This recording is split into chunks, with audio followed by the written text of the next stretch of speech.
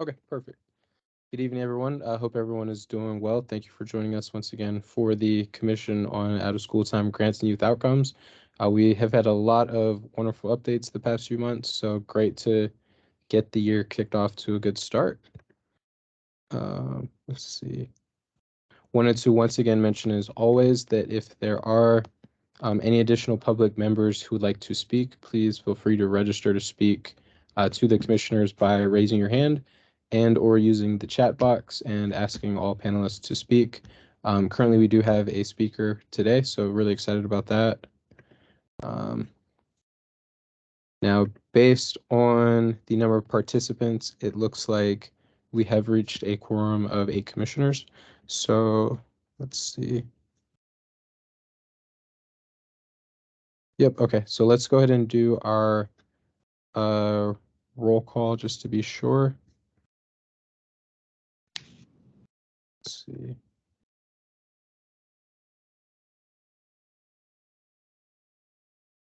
Okay, great. Give me one sec. Sorry. Okay, so once again, just a reminder about the technology. We are using Teams, so it's going to be a little bit different since we've been using WebEx for the majority of these meetings. Now, if you would like to speak, please make sure you raise your hand in the chat box, or well, raise your hand on the platform or notify us via the chat box to the panelists to inform us that you would like to speak. The OST team will unmute you and notify individuals when they can speak.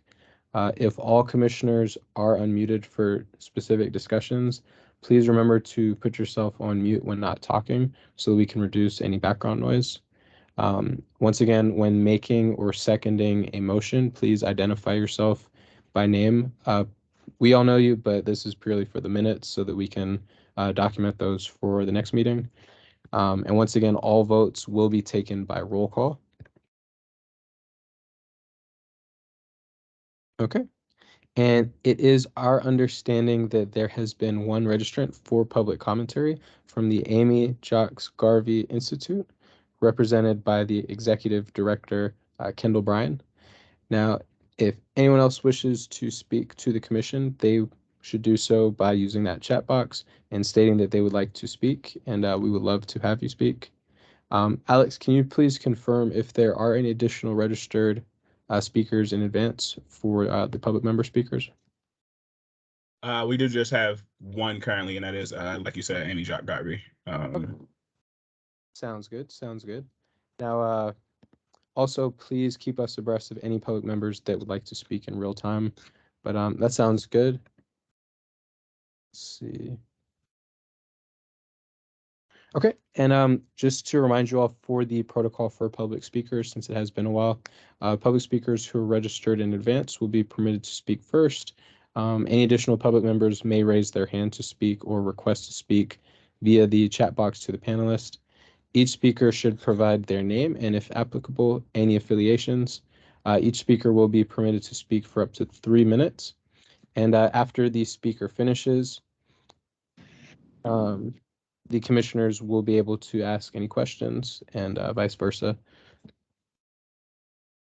Let's see. Okay. Great. So Kendall Bryan, is it? Yes, I'm here.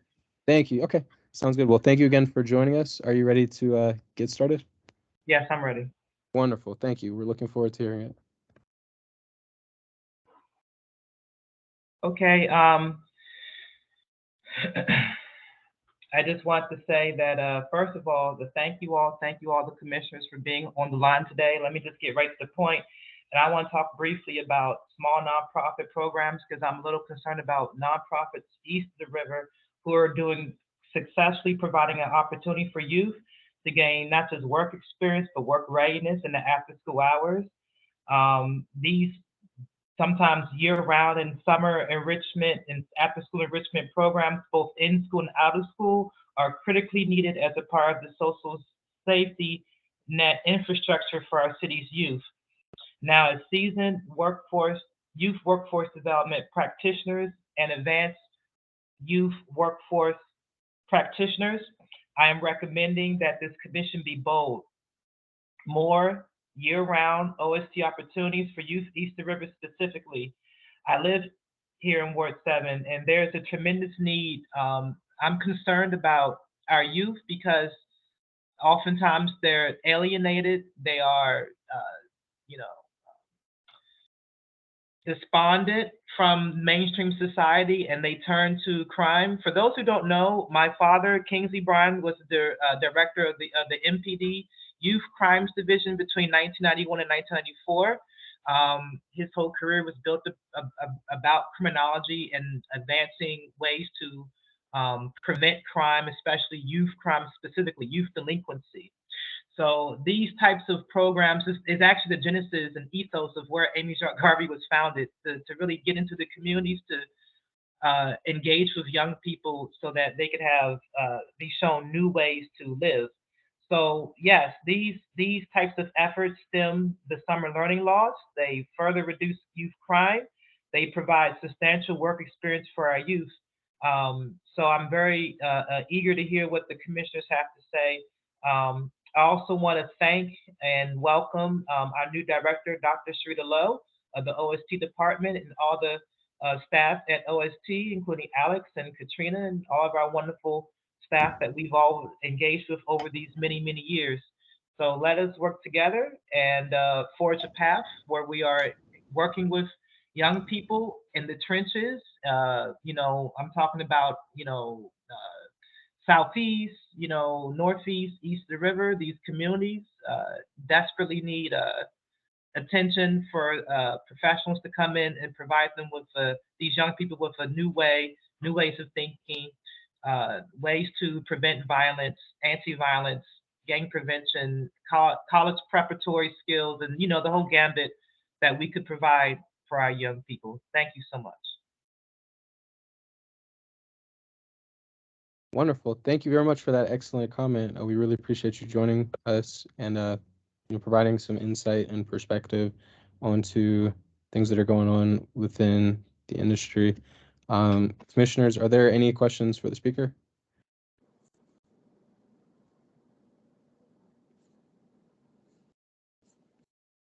Okay. Okay. Well, thank you very much. We certainly appreciate you joining our call to speak with us and provide us with your valuable feedback and input. It is people like you that are willing to come, break things down to us that helps keep us connected and helps us maintain, being productive and effective. So thank you again. Sorry, Walter. Mhm. I do have a comment, but I'll just Perfect. say that it's been a pleasure working with Kendall, and we will leave our comments for when we go to the updates. But yes. Can you identify your name, please, and just so we know who's speaking? Sorry, Tashana Crop, Funding Pasadena. Perfect. Thank you very much. Sounds good. Sounds good. Looking forward to hearing more about your specific updates.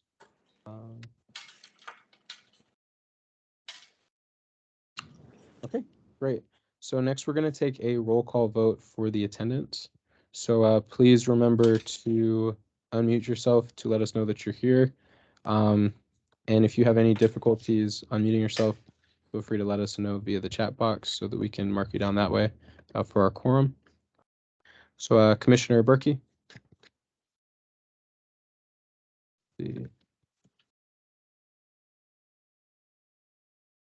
Okay.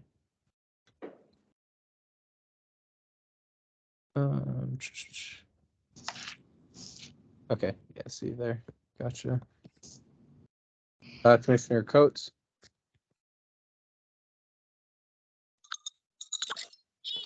Present. Thank you. Wonderful. Commissioner Crump. Present. Thank you. Commissioner Desir.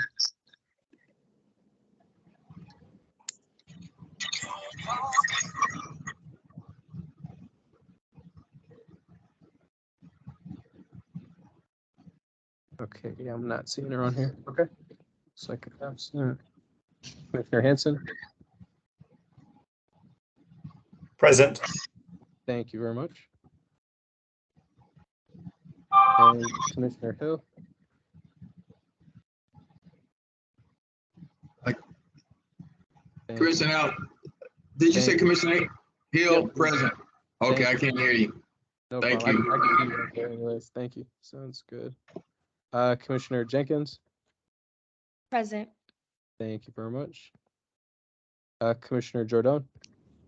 Or Jordan, sorry.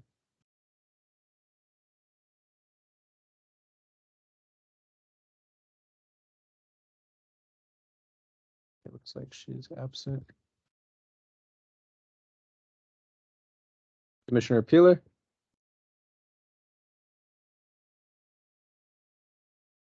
She's absent.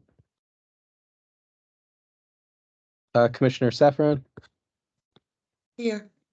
Thank you. Commissioner Siegel. Here.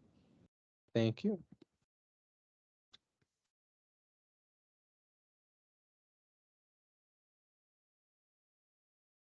Okay. Commissioner Taylor.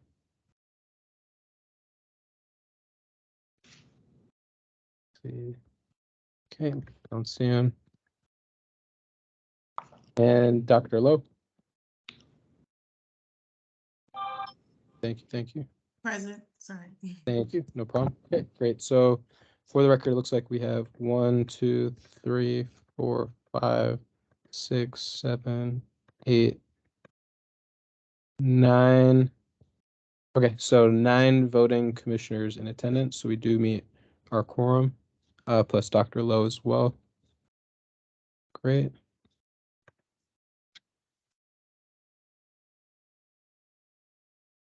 All right.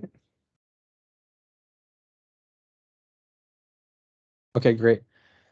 Commissioners, if you could next take a look at the agenda. We're going to take a vote on this in roll call style. So, Commissioners, can you please review that agenda? And once, whenever you're ready, can we get a motion to approve that agenda? So moved.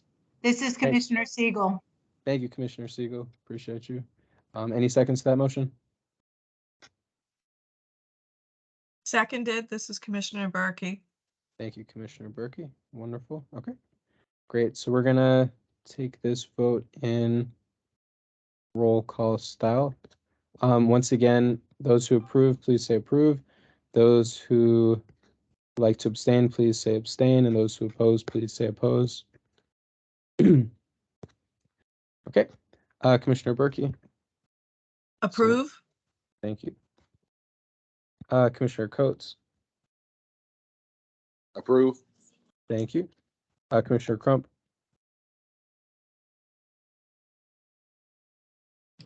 Approve. thank you. Commissioner Henson, Approve. thank you. Commissioner Hill, Approve. thank you. Commissioner Jenkins, Approve. thank you. And I approve. Commissioner Saffron, Approve. thank you. Commissioner Siegel, Approve. thank you. Wonderful. So the agenda is unanimously approved. The next item will be to vote to approve the minutes. Once again, we'll take this vote in roll call style. Now, a draft version of the minutes from the previous meeting on December 8th has been provided. Please take a second to review these minutes and then let us know, does anyone have any changes or revisions that need to be made to the minutes?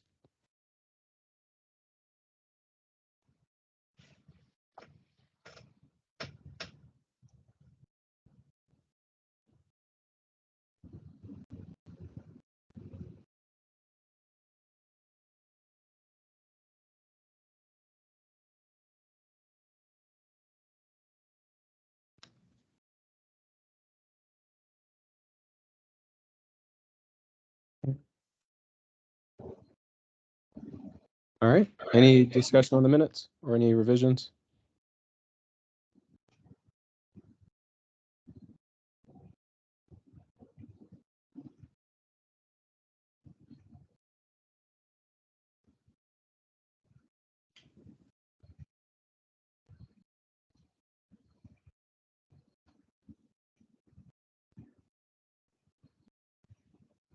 Okay, if no changes, can we get a motion to approve the minutes?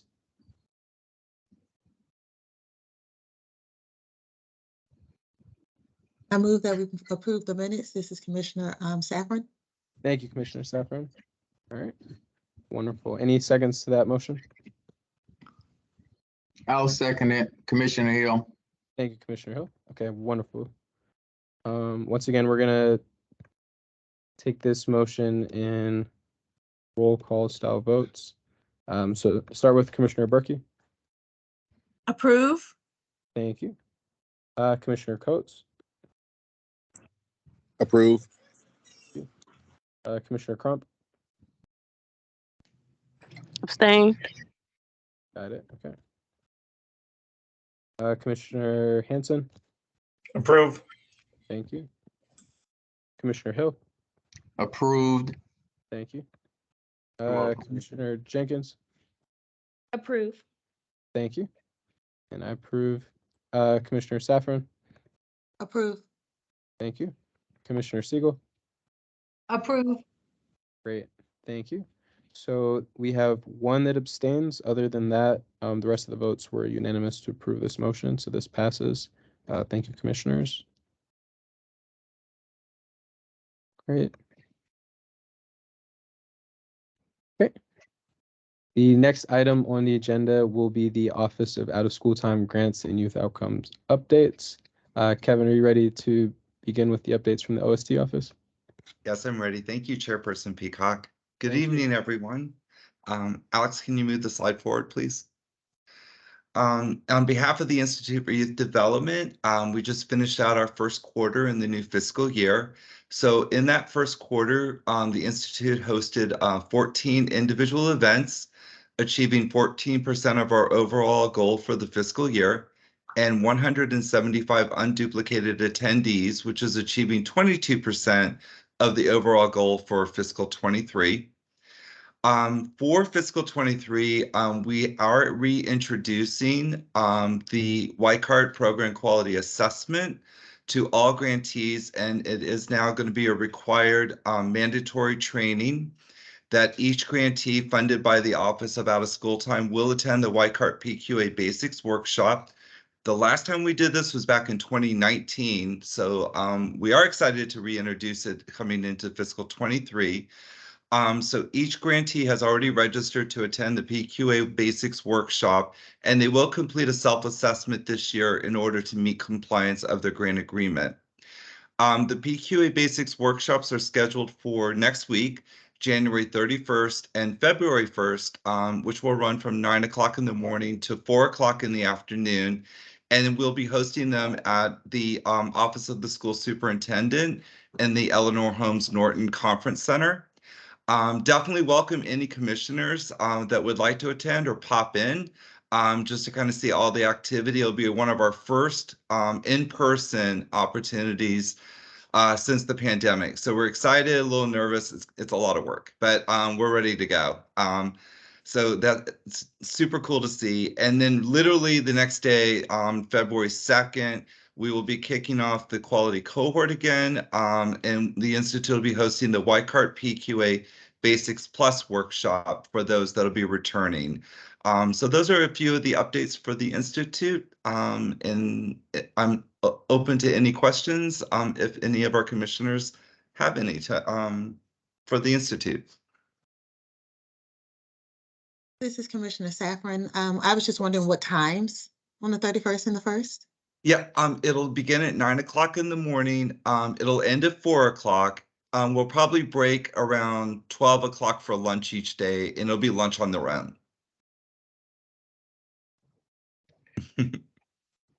I have a question. This is Commissioner Hill, Kevin. Mhm. Now, these meetings on the 31st and again on February 1st, are these duplicate meetings or the grantees required to attend both meetings, 31st and the 1st? That's a wonderful question, Commissioner Hill. They're only required just to attend one day. Okay, cool. Right. And I did end up putting in, just because of the capacity of the training, and we have a lot more grantees than we did back in 2019. So we did try to ask that just one representative from each grantee attend. And what we'll be providing to each grantee that attended, there'll be a PowerPoint that Whitecart had created called the Take It Back presentation, where that individual representing the grantee organization can then actually provide that information to the rest of their team members as well. Thank you, sir. You're welcome. Great question.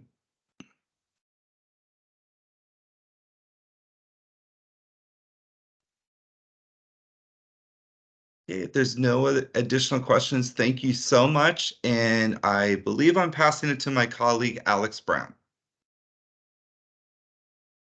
All right, sounds good. Good evening, commissioners. So I just want to give a little update regarding the communications and marketing as it relates to the OST office. And so as the OST office continues to find ways to bolster and market and enhance the brand of Learn24, as well as the OST office. The OST offices have been in communication with DCPS school counselors and the DC Public Charter School Board to expand the reach of OST and the Learn24 network to school counselors and other individuals that may be interested in the offerings of Learn24 that may not have been directly impacted or directly been receiving information regarding our office. And then we are currently working with Octo on updates to our website to enhance the experience for users. Additionally, will we also once the website is completed in the once the website is completed from Octo, we will begin our website translation to translate the website into the 7 different languages that it currently is, but to do it again once we update the website. And then the OST communications or the OST office is partnering with other government agencies such as OSSI, DCPS, and then the Public Charter School Board to consistently include our opportunities in their newsletters as well as their bulletins. And that way we can, like I said, continue our outreach and continue advocating for some of the different workshops as well as some of the different opportunities that are offered through our office. And then in the coming weeks, you guys should begin seeing different communication materials related to the tax checkoff box on individuals' tax forms. So previously we've had an image that we've sent out, but also we've included in our signature lines. So those images as well as those communications should be coming out soon. And then, as always, the funds received from the tax checkoff should benefit individuals at DHS short-term family sites or DCHA locations. And then in fiscal year 2022, I believe the number that we received is $115,000 that was received from individuals who who donated via the donated via the individual tax checkoff box on their tax forms. And those are all the updates from the communications department. And I'm open to answering any questions that you guys may have.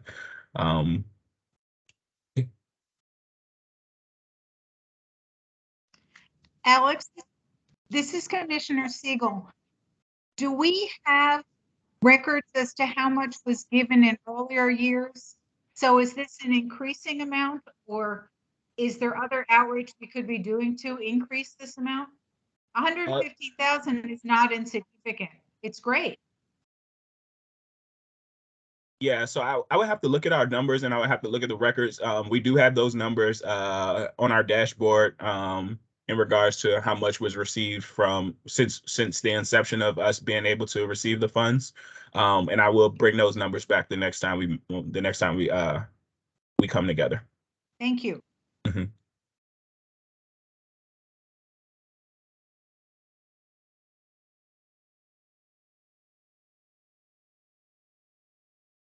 Alex, this is.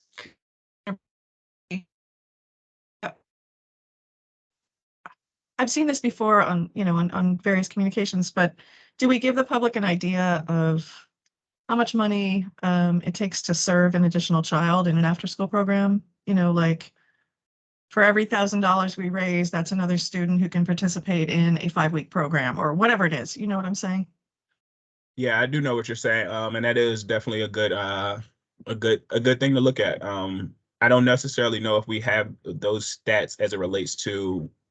Well, sorry, I won't speak to that. I do believe that we record some of that information in regards to how much is allocated per child for the different RFAs and how organizations request their grant amounts.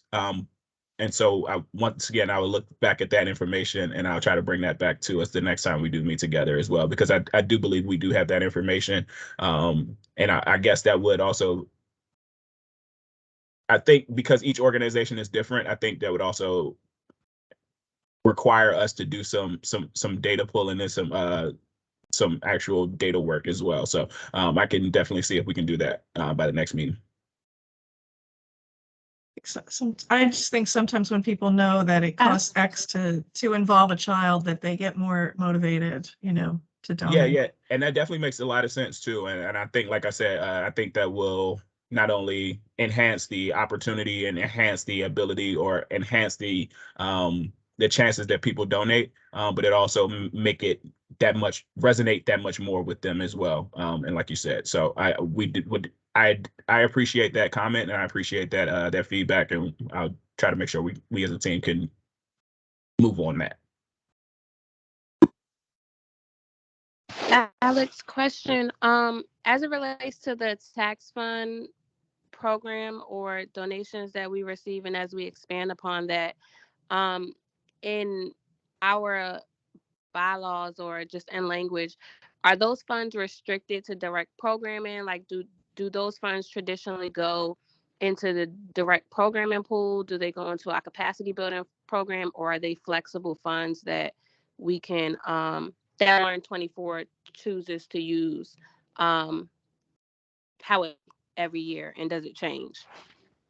Good question. And I didn't have I want to say, and I want to say that those funds, and I'm trying not to speak incorrectly, but I want to say that those funds have always been allocated directly for DHS and DCH funding, and their grant competitions associated with those, and that increases the amount, but I'm not 100% sure. So once again, let me write down these 3 points that you guys have brought up, and I'll definitely make sure that I can provide the necessary data and the necessary information the next time we do meet, because that is, like you said, that's another valuable point as well, to make sure that the funds are being used to the correct allocation, as opposed to being divvied up and included in another bucket in which it should not be. So thank you, Commissioner Crump. Thank you.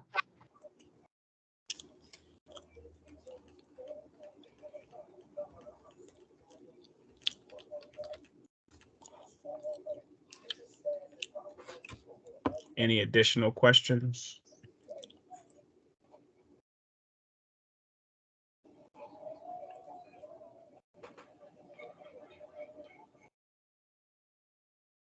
All right. Being as though there are none, I'm going to pass it to my colleague, Gorov. Good evening, commissioners. Thank you, Alex.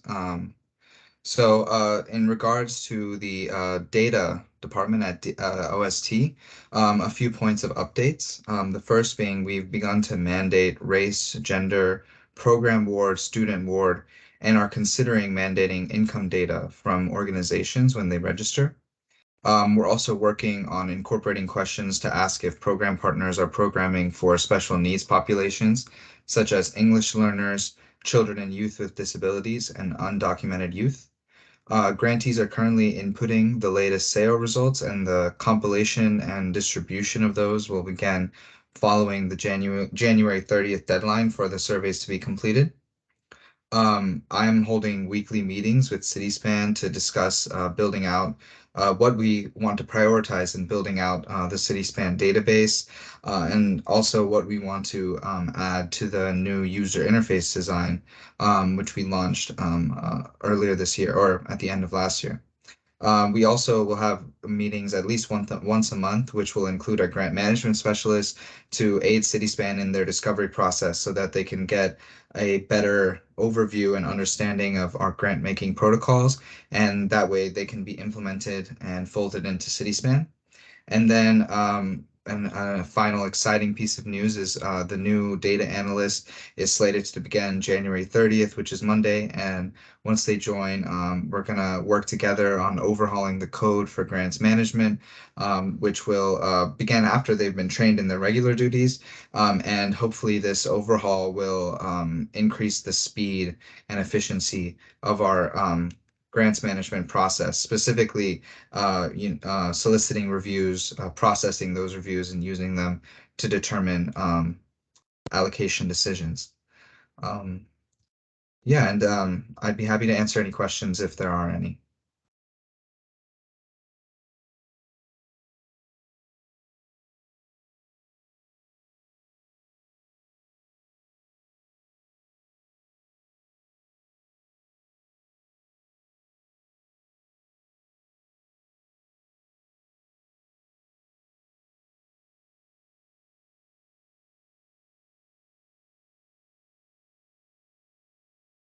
All right, hearing none, then I'll pass it to Dr. Lowe, I believe, for the fiscal year 2023 grant updates. Katrina, thank you. Katrina. Oh, to Katrina. Yeah. My apologies. No worries. And thanks, Gaurav. Good evening, commissioners. I'll go over the fiscal year 2023 grant updates. Fully executed grant agreements, which are signed by the OST office and the grantee for the school year and year-round grantees are near completion. Out of 124, we have 100 signed and probably more coming since we've signed some more. So some updates on the Summer Strong competition, the fiscal year 23 Summer Strong competition. Applications were due on January 9th, 2023 by 5.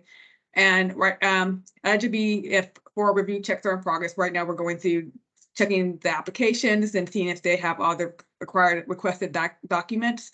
So far, we have at the end, we actually have 44 Summer Strong applicants and 13 small nonprofit Summer Strong applicants and 4 coordinating entity applicants. The Students in the Care of DC, the SVDC competition award notice has been issued on January 12th, 2023. And the grant agreement for that is being finalized for execution. If there's any questions regarding the grant updates from any of the commissioners, please ask.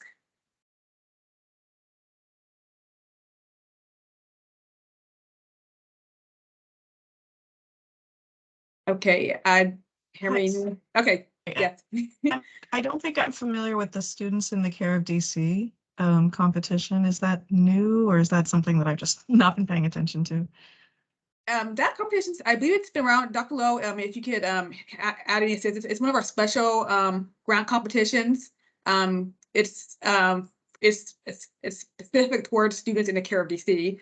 And Dr. Lowe, do you have anything to add on to that grant competition? Sure. Thank you so much, Katrina. Thank you for the question. Students in the Care of DC was initially slated to go out in FY22. But because we were a very strapped office, we were not able to do it. And so it was priority for us to make sure it is a competition that has been executed in FY23. Students in the Care of DC specifically focus on students who are unhoused or who are in the foster system, and making sure that there are, or even who have been in touch with the the criminal justice system, making sure that they do have access to tutoring, support services, so that they can be productive members of society. So yes, it is a new and it is a special competition, and it has been in response to a great need in the DC area to serve this specific student population. Thanks, Dr. Lowe. Any other questions? Dr. Lowe, how much money is involved in this new competition? How many students are we going to be able to serve, or how many organizations? So it is a coordinating entity competition. The grant agreement hasn't been officially signed as yet, but it is a coordinated entity. They were awarded $500,000 to coordinate our tutoring efforts across different DC agencies that serve students, whether it's in the foster care system, youth rehabilitation services, etc. I can find out the answer regarding the number of students. I don't have it right off the top of my head, but I will find it out and put it in the chat for you all as a point of reference. But the award amount was $500,000 to be a coordinated entity for services across the District of Columbia.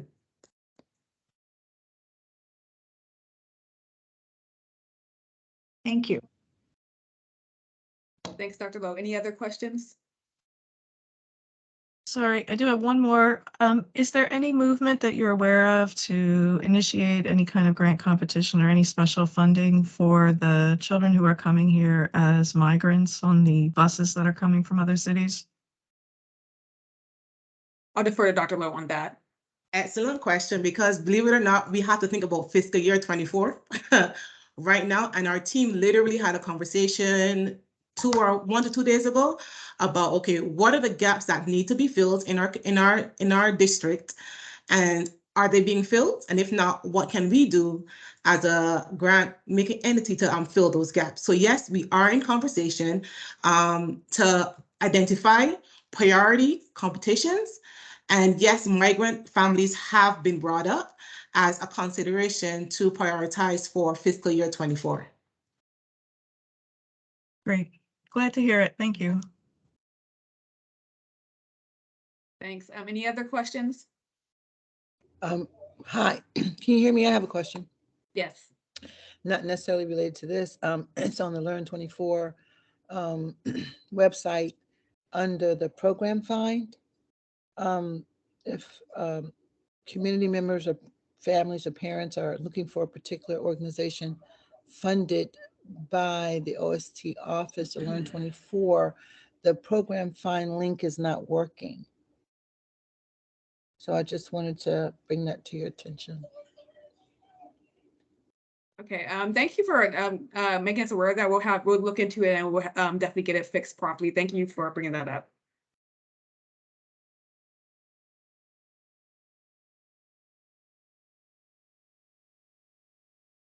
Okay, if there's no more questions, I will hand it over to Dr. Lowe.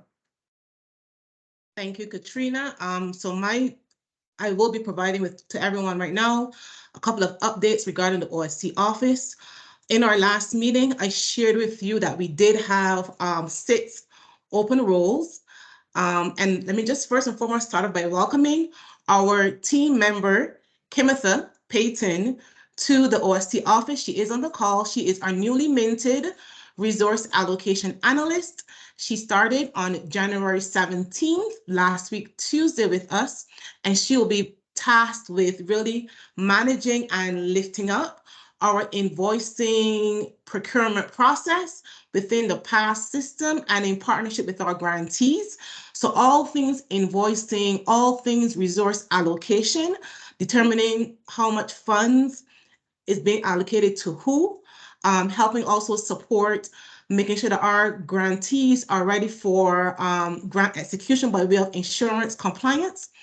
Please take a moment to welcome Kimitha to our team as the new resource allocation analyst. Kimitha, just really quickly, just your name and perhaps a 1-minute spiel about yourself before I continue. Good evening, everyone. My name is Kimitha Payton.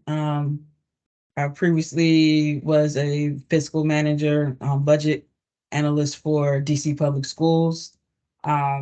Just excited to be here, learning everything about OST and just hearing all the wonderful things this office is doing. And I'm just pretty excited to be here and just get into the mix with everything once I finish training and just learning everything so I can be that point of contact for everything, invoicing, funding, etc. So thank you, and I'm glad to be here. Thank you so much, Kimitha. So that is one role of 6. And so just a really quick update on the other roles. So last meeting, we made a decision on the supervisory grants management specialist, and she will be beginning on Monday, January 30th. We will also have a grants management specialist in our last meeting, we were in final rounds, and now we do have a new employee starting with us on January 30th as well. Then we were in the final interviews last time for our data analyst role, and as Gaurav mentioned earlier, he will be starting with us on January 30th. So a very busy season for OST regarding hiring. We will have 3 new hires this coming Monday for the OST office. Additionally, we have 2 roles for the grants management specialist, 2 vacant roles. Last meeting, we were awaiting the job to be posted for those 2 positions. We are happy to report that tomorrow will be our final interviews with myself for those 2 open grants management specialist roles. And so those are the updates regarding hiring for the OST office. In summation, 4 roles have been filled and 2 are pending being filled. I anticipate making a decision by early next week and putting it in the hands of DCHR to begin the offer extension process. Any questions before we move on to additional OST updates?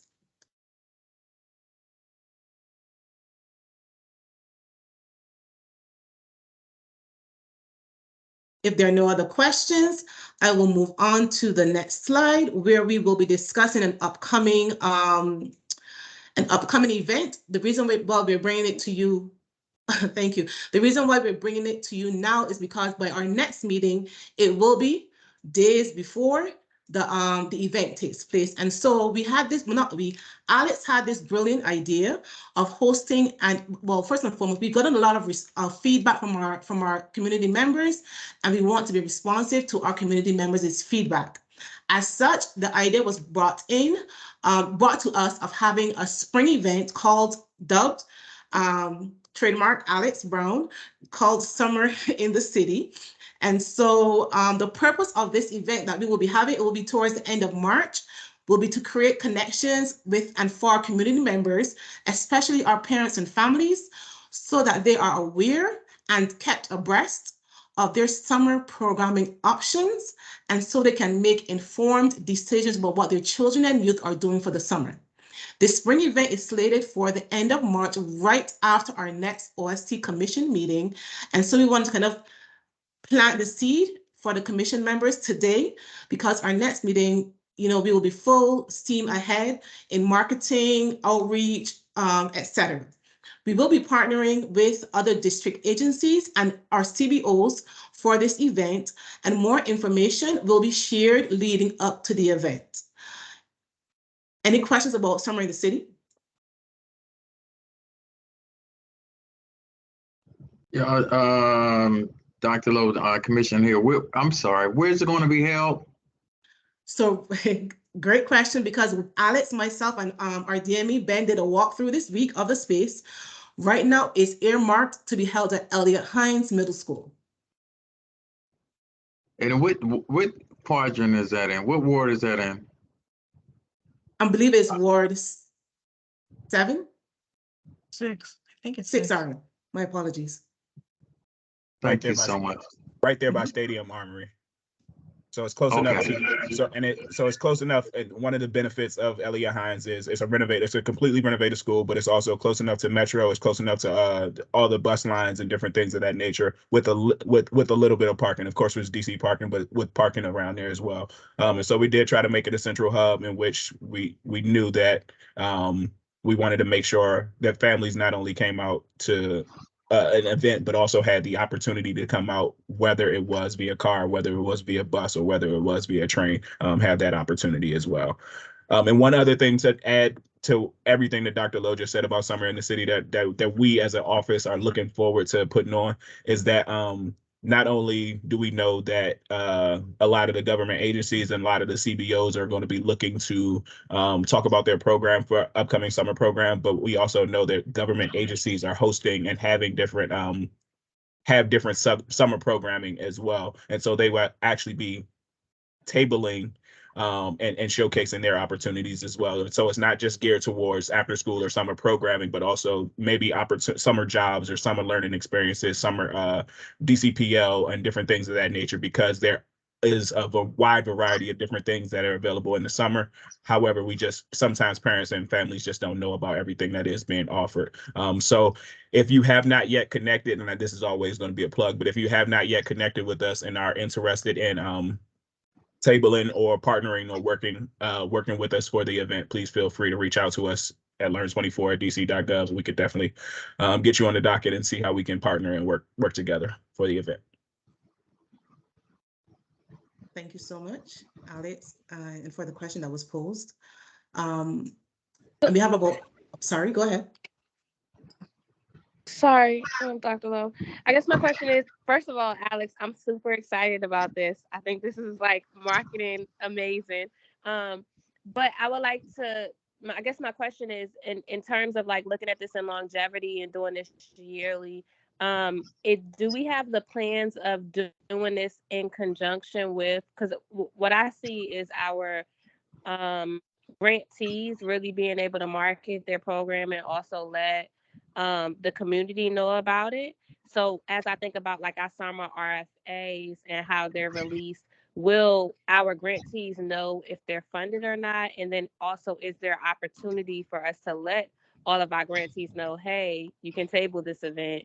Or in the future, will it be done in conjunction with being done after we know who's offering summer programming as I guess what I'm saying, because I see this as a brilliant idea to market Learn24, but also to make sure that young people in the community are registered for programming that's available. So 2 responses to that. Number 1 is that it is not only for our grantees, but of course they would have priority because they are partnering with us and we can quote unquote vouch for them. We are also partnering with, like I said before, with DC agencies to kind of put on the event and put the word out regarding their programs. This is a pilot. And so we want to kind of run it first and see how it goes, because we would love to do it again for example, the trademark after school in the city, for example, for school year programs. Regarding will summer grantees get noticed prior so they can potentially engage? We should be a fully staffed team in the coming weeks, and we are pushing to get our eligibility review checks, our grant review checks, our grant scores done, our resource allocation as quickly as possible without losing quality and integrity to the process. So yes, ideally, summer grantees will know prior to March 23rd, but if it does not, for whatever reason, happen prior to then, at minimum, our grantees will still know what is available to them by way of whether it's year-round programming or just programs in general. Even if you're not certain that you are being funded by our program, there will potentially be opportunities for you to still table in the event that you are funded for summer. Got it. I think this is awesome. I hope we do this like every 6 months or every 3 months, every quarter. I've been waiting for an event like this, so I'm excited. We appreciate that feedback. My last thing I want to mention is this, OST swag. So we've reached out to commissioners for you to tell us what your shirt size is so we can send you some goodies, and they are being compiled and put together right now. So far we've gotten 4 responses, and particularly we'll be asking, what is your t-shirt size or sweater size, so that Alex can put your care package or appreciation package together. So please reach out to Alex Brown, alex.brown@dc.gov if you have not already, because we want to get we're thinking about how we can be creative in expanding our brand and getting it out there. And we want to make sure that we give you guys collateral so that you can be a brand ambassador for the Learn24 network. So again, if you have not responded to our email regarding what is your shirt size or sweater size, just let Alex know, alex.brown@dc.gov, and you will be in queue also and your address, your shirt size and your address, and you will be in queue to receive a care package from us as a part of our marketing and branding efforts coming out of the OST office. If there are no other questions.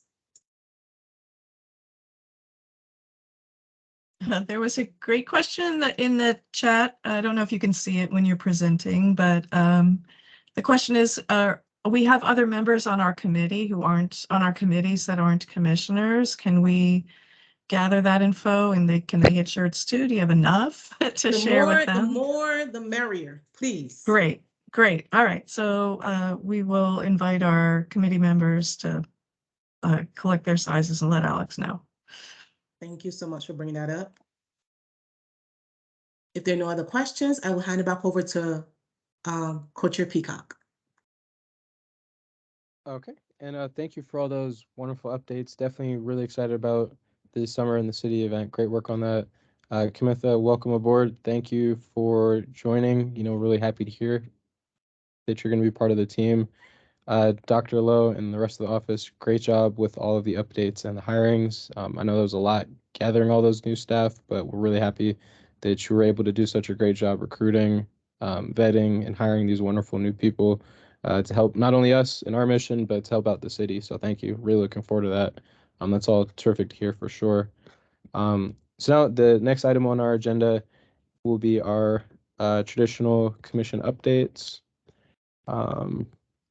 So during our next OST commission meeting, which is slated for March 23rd, we will be having a discussion, deliberation, and a decision on our open co/vice chair role. So if there are any current commission members that are interested or that you would like to nominate for the role, please submit your nominations via email to Dr. Lowe and I by Wednesday, March 1st.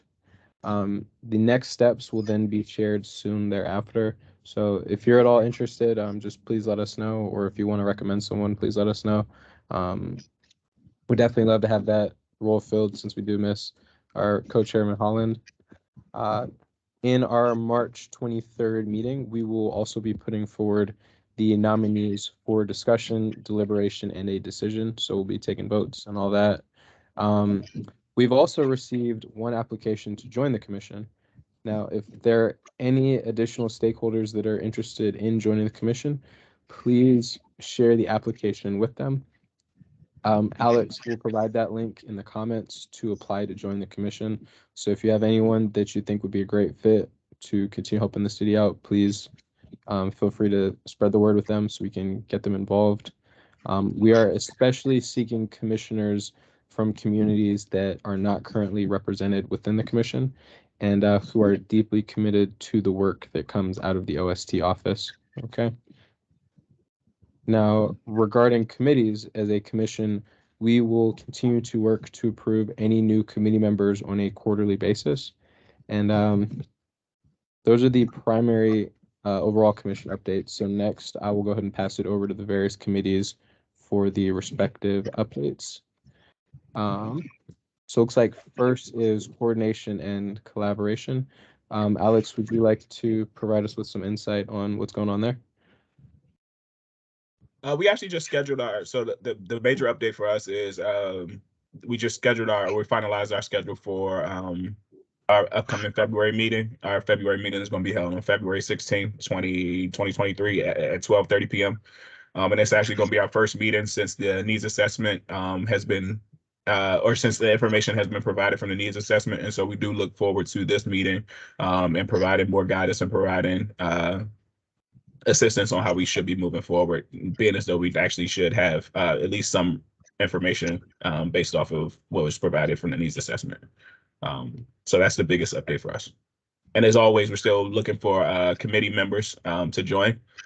So if you know of anybody that might be interested in joining the coordination and collaboration and how we can minimize the duplication of efforts in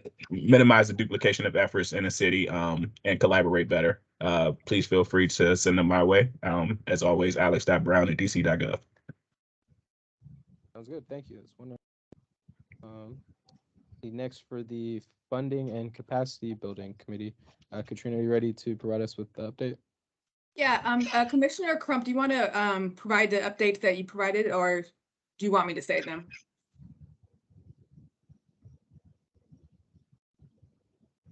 Commissioner Crump, are you on the call? Yeah, I'm here. I'm sorry. Give me one. Do you want to get?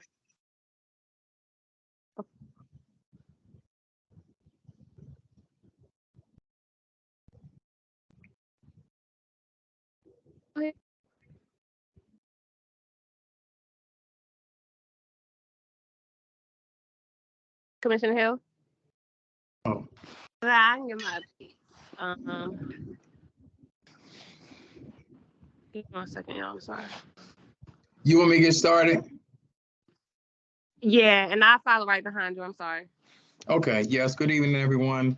Commissioner Hill, reporting on funding and capacity building meeting, which was held January 23rd.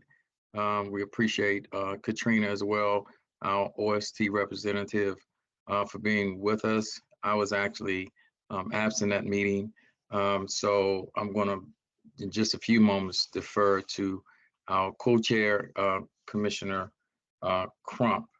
Um, I'm going to kind of start with some of the updates that we had and some of the major concerns some of the committee members also had, and it's probably already been echoed in these meetings, even with regard to some of the invoicing and the payments that are taking place with some of the smaller nonprofits who are nonprofit organizations who are really having difficult times kind of making payroll and being able to adequately serve the residents that they are responsible for in their programming. There's my understanding that Katrina was even encouraging the team that since the OST office has new grant managers that are coming on, we are hoping that things will flow more smoothly with regards to getting the invoices paid and getting the resources into the hands of the nonprofits who really need those resources desperately. It was also mentioned, understanding that it might be helpful to have some type of training with the DC vendor portal invoicing, because many of the invoices that are submitted oftentimes are kicked back by what seem to be some really minor issues, and then that even makes it longer for the organizations to get paid. So we don't know how to facilitate that type of conversation. I don't know if it's come through the OST side or from our committee in terms of reaching out to DC vendor portal or whomever might be able to help with getting some training with the providers. Commissioner Crump, are you settled? Gonna defer, especially with the comments with the DC Action Coalition. Are you there? Yes. Okay, yes, ma'am. Okay, I'm sorry, you guys. Yes, can you all hear me clearly? I can. Commissioner Hill, can you hear me? Yes. Okay, Yes. great. All right, so other discussions or major topics at our previous meeting.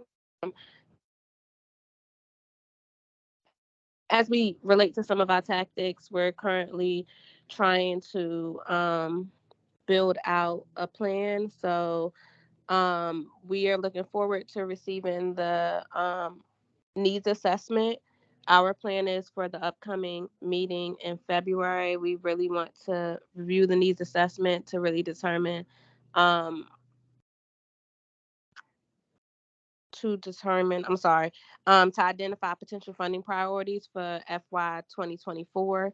So we're really focusing on our tactics, numbers 11, 12, 14, and 15 at our upcoming meeting, and are really excited to receive the needs assessment so that way we can really identify those potential funding priorities, and then at the next meeting in March, make some recommendation on funding priorities for FY 2024.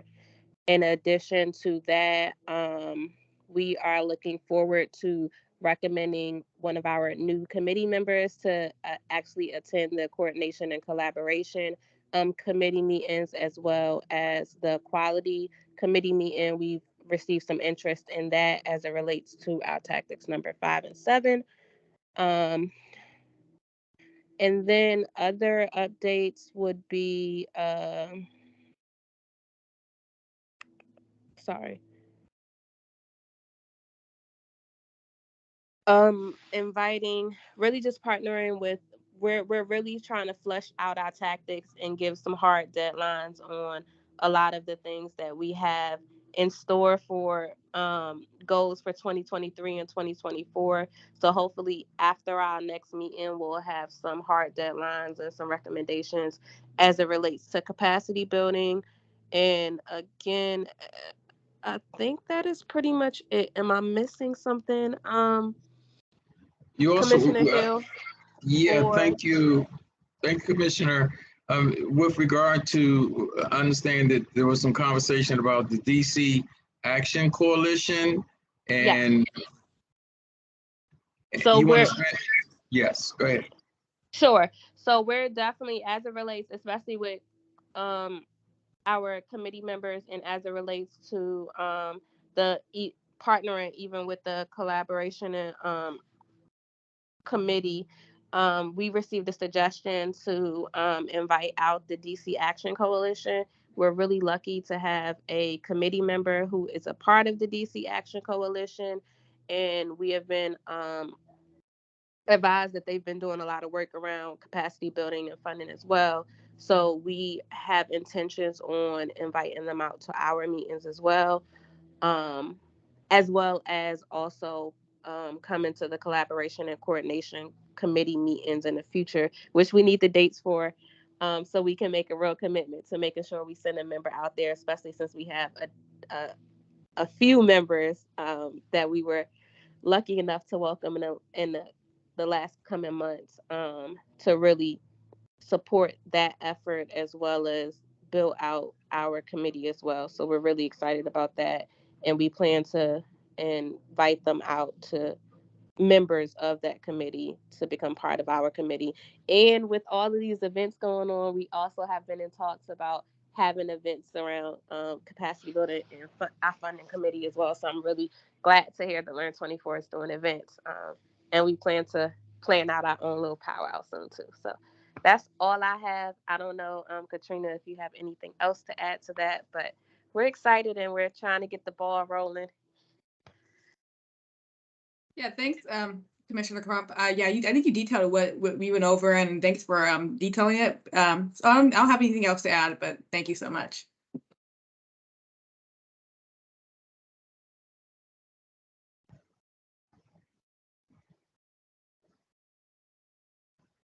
Okay, sounds good. Thank you so much, Commissioner Peacock. Yes, sir.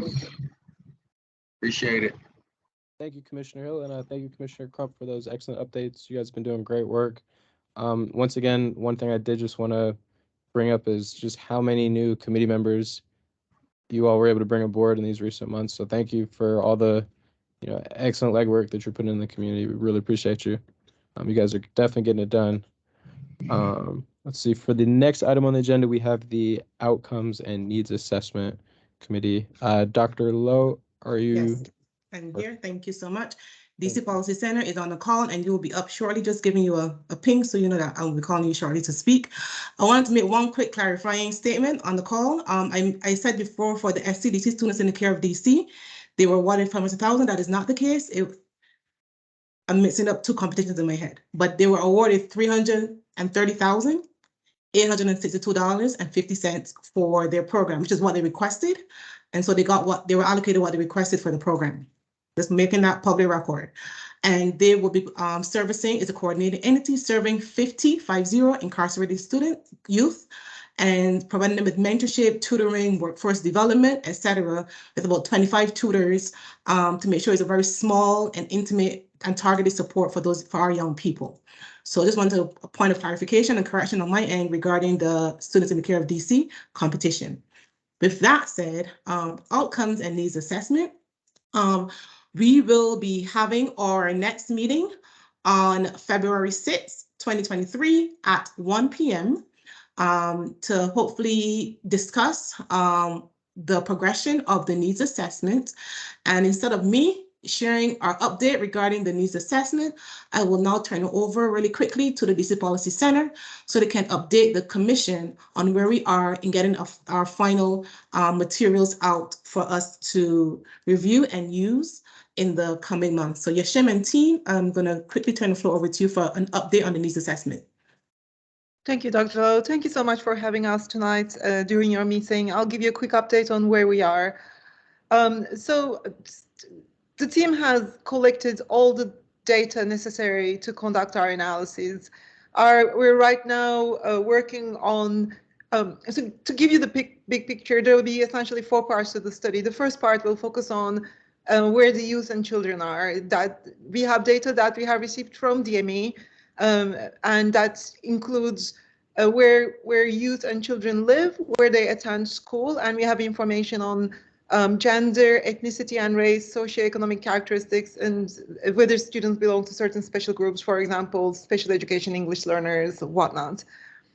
That allows us to map where the demand is, and both by resident and by the school that the students attend. That distinction is important because we presume that students will be more likely to demand after-school programs that are at or near their school, whereas the weekend or summer programs maybe they would prioritize, or the families would prioritize places that are closer to their residences. So we've geocoded all the student data and it's ready for our analyses. On the supply side, so the second part of the paper then looks at where the capacity is. We have updated you before, we have multiple sources of data that's feeding into this analysis. We have data coming from the CBOs. We have data coming from the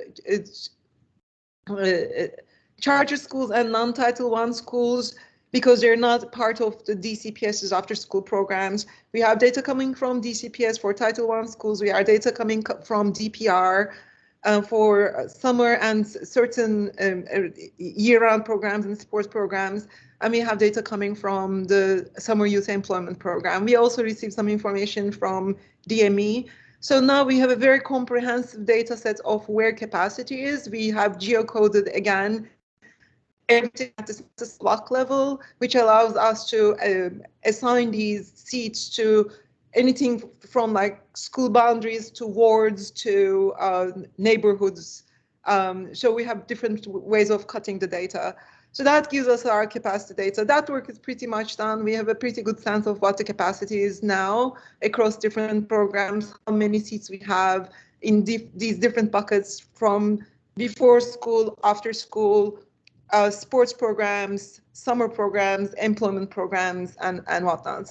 And we have been looking at these in 2 different grade bands. We're first looking at elementary school and middle school all combined in one group, and then we are separately looking at grades 9 to 12 programs serving those grades and youth attending those grades. So the third part of our analysis then brings these 2 things together, looking at various criteria of need to see where we are meeting our capacity, where the capacity is meeting needs, and where there may have to be additional capacity added.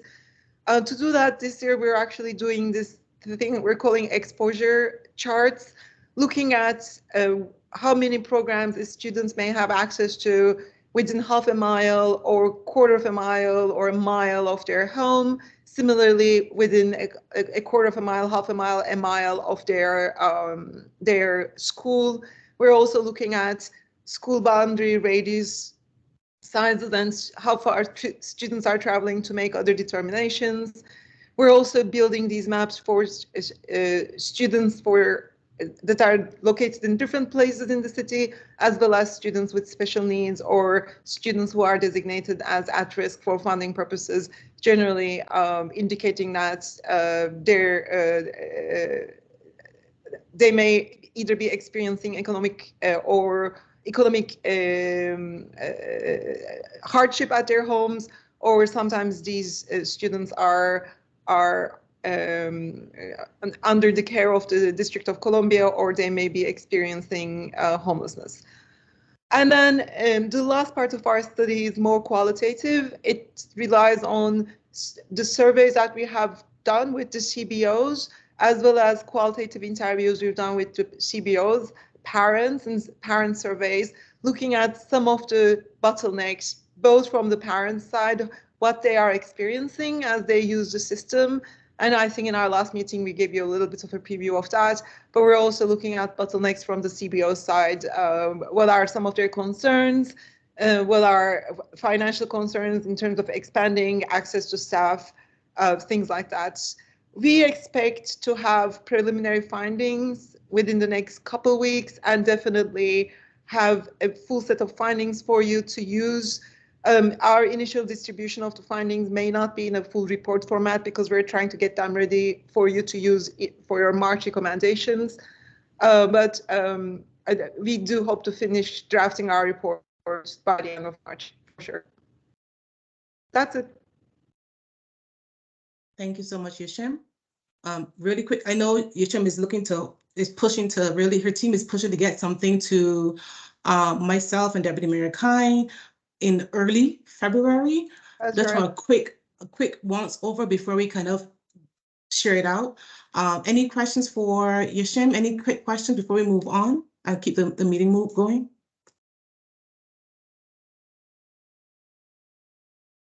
If not, I will pass it back over to Co-Chair Peacock. Thank you so much, Yashim and team, for joining us. Bye. All right, thank you very much for the updates. Sounds wonderful. Definitely some great things going on.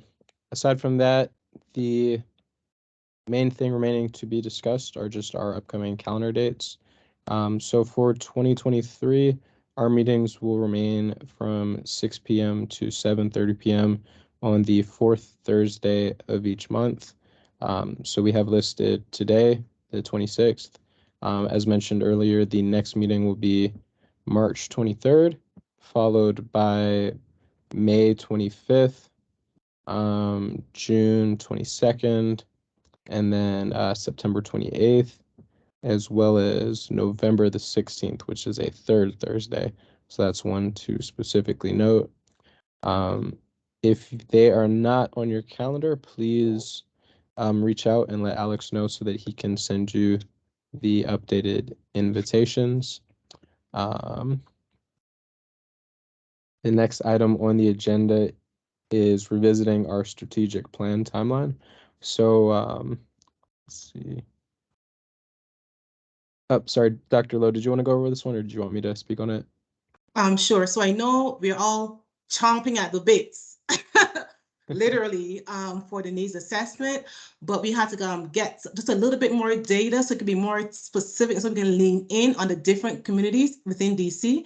And so just bear with us on the DC Policy Center as they really seek to give us something that's substantive that we can work with for the strategic plan. So this slide represents the updated timeline for 2023. The goal is to have the final vote and approval of the updated 3-year plan to really ramp up for FY24. And if we do it sooner, we will need to have special and shorter meetings with public notice. I'm focused specifically on the strategic plan, but you can see on the screen that all things remaining equal and going according to plan.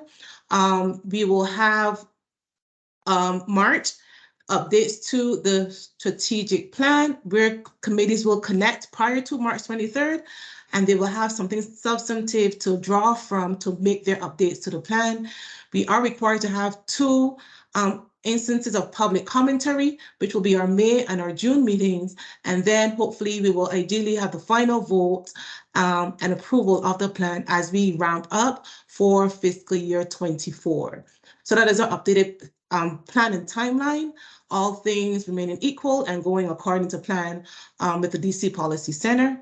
Again, bear with them as they really seek to collect data from multiple and diverse sources, which oftentimes can be a challenge. But as you heard from Yashim, they have what they need, and now it's crunch and analysis time. But with that said, handing back over to Co-Chair Peacock. Okay, thank you. Sounds good. Other than that, here are the next steps for each committee. So once the findings from that needs assessment have been disseminated, each committee will be asked to use these findings from the needs assessment to inform their section of the strategic plan. Where applicable, please update your section and forward any updates to Dr. Lowe by the close of business on Monday, March 10th.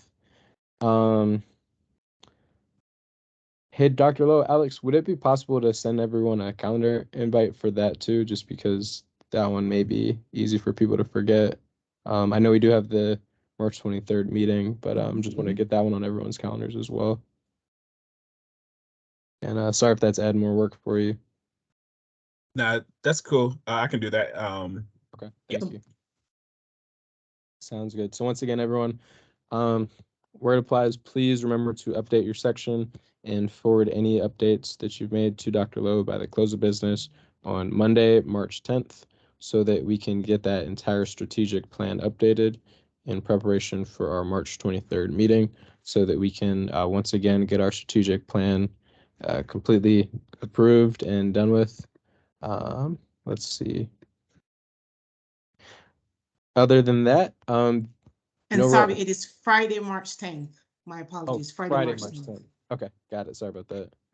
Friday, March 10th, everyone. Got it. Okay. Sounds good. Thank you, Dr. Lowe. Now, other than that, as usual, our next meeting will be from 6 p.m. to 7:30 p.m. As mentioned already, this is going to be on Thursday, March 23rd.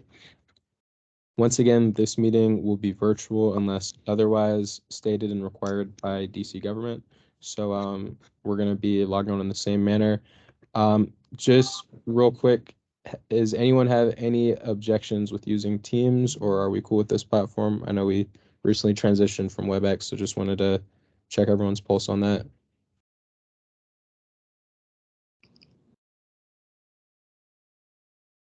Okay.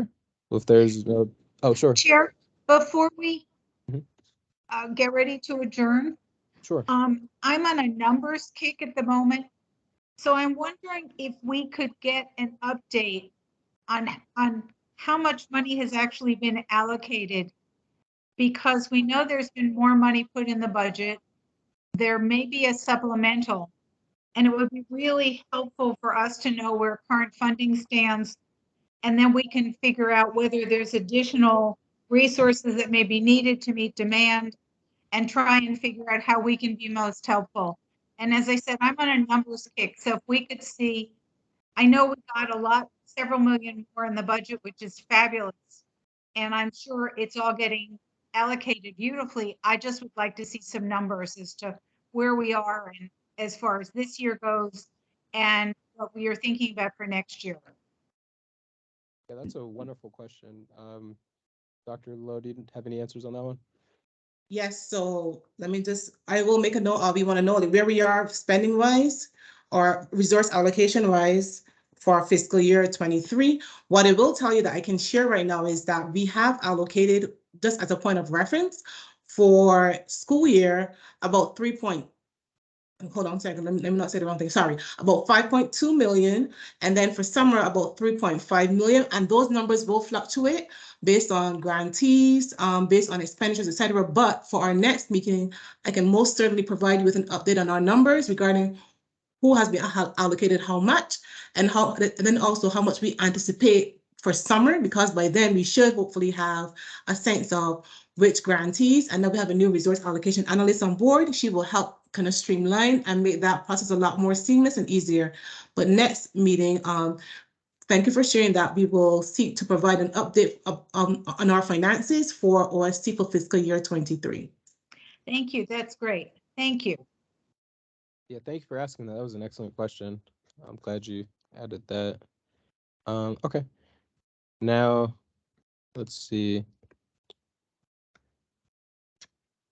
And thank you, Commissioner Hill, for your approval of Teams. Sounds good. I like this platform as well. Alex, sorry if it's been a lot of trouble for you switching over, but we appreciate your willingness to. Cool. Thank you. Sounds good. Now, prior to adjourning, are there any further questions, comments, or concerns that we need to go over?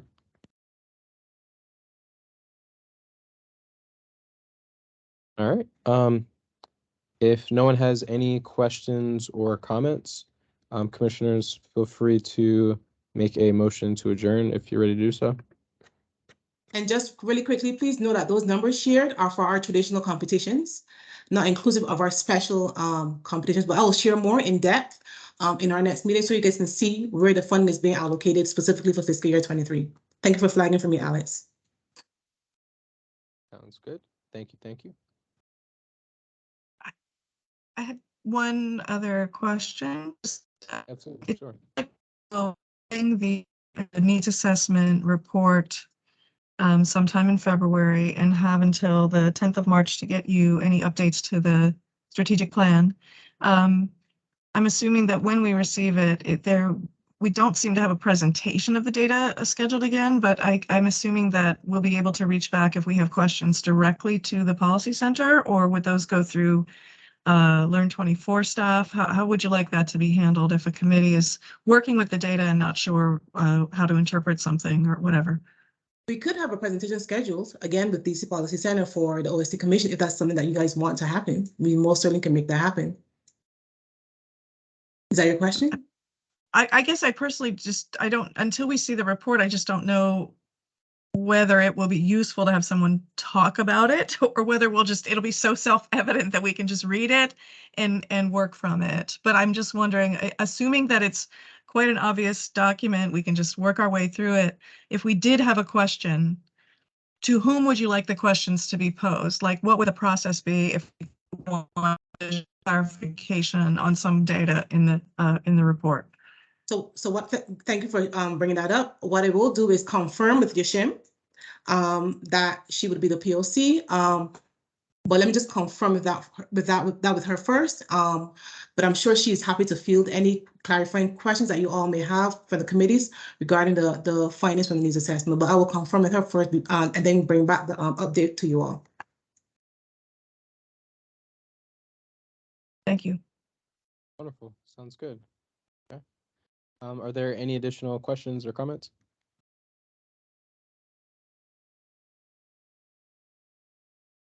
Okay, great.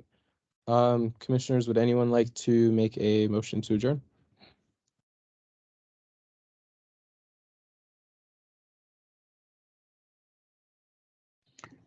Commissioner Hill, happy to make a motion that we adjourn. Thank you, Commissioner Hill. Any seconds to that motion? Second, this is Commissioner Siegel. Thank you, Commissioner Siegel. Wonderful. Okay, given that we're coming close on time, I'm going to do this one a little bit backwards. So are there any who oppose the motion to adjourn? And if so, please say aye or mention it in the chat box. Okay. Are there any who abstain? Okay. Due to the fact that there are no commissioners that oppose or abstain, this motion unanimously passes. Commissioners, thank you again for all of your excellent work these past few months. Well, really the past few years, but specifically these past few months. Thank you again for being so involved, so engaged. Thank you for your work getting new committee members. That's wonderful. Dr. Lowe, thank you for getting us new staff in the OST office. We're just really excited. Looking forward to that summer OST event. Looking forward to getting our Learn 24 shirts and gear. So thank you guys for all the excellent work that everyone's doing. And once again, please, if anyone would like to volunteer or nominate anyone to step up into that co-chair position, please let us know. We'd love to have someone. So once again, thank you. Everyone be safe, stay healthy, and we'll talk to you soon. Thank you all. Thank you. Take care.